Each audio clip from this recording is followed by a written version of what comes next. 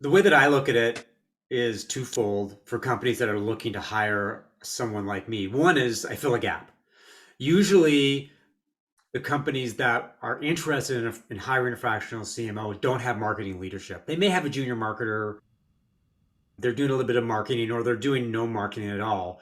And they recognize that that is a gap that needs to be filled because they're on one side, there are opportunities, and the other side, there are threats. And the other side is risk mitigation.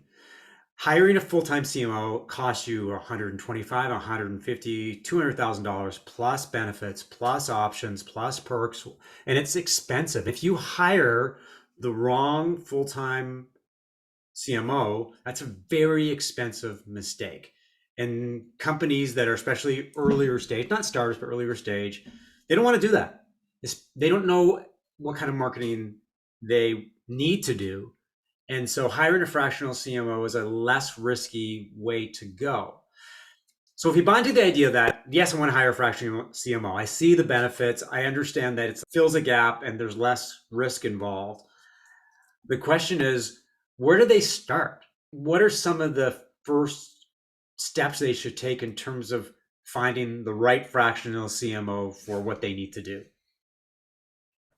I think they need to do several things. One, you mentioned risk. I think they need to do an internal risk assessment and see exactly what their goals are and what they're willing to pay to get there.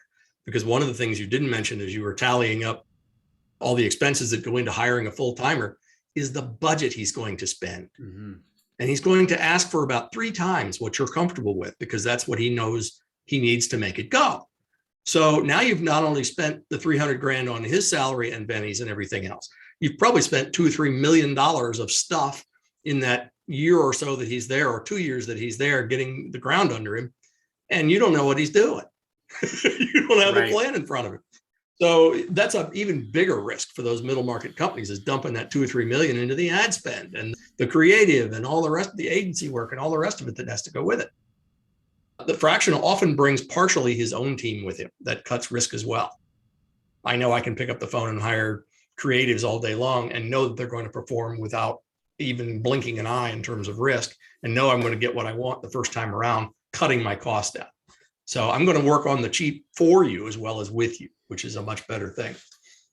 Now, as far as the first steps that a company needs to think about, I would make sure that they know what it is their goals really are and make sure that they're realistic.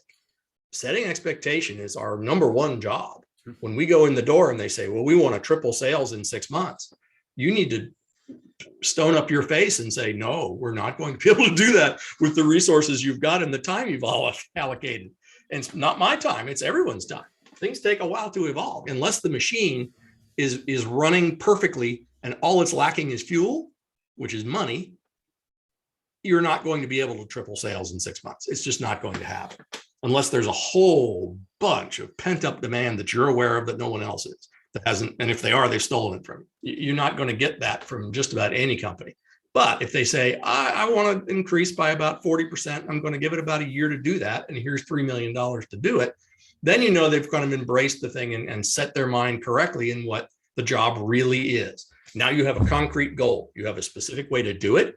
You have a specific size and scope and budget. So those things were all decided before you walked in the door. Now you have a set of parameters to sell to that candidate.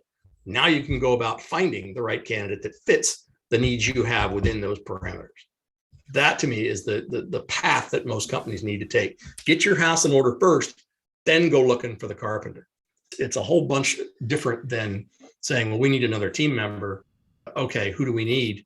Let's go find him. You need to be a little more specific than that, because we got our finger in a lot of pies and we're at the top end of the pyramid.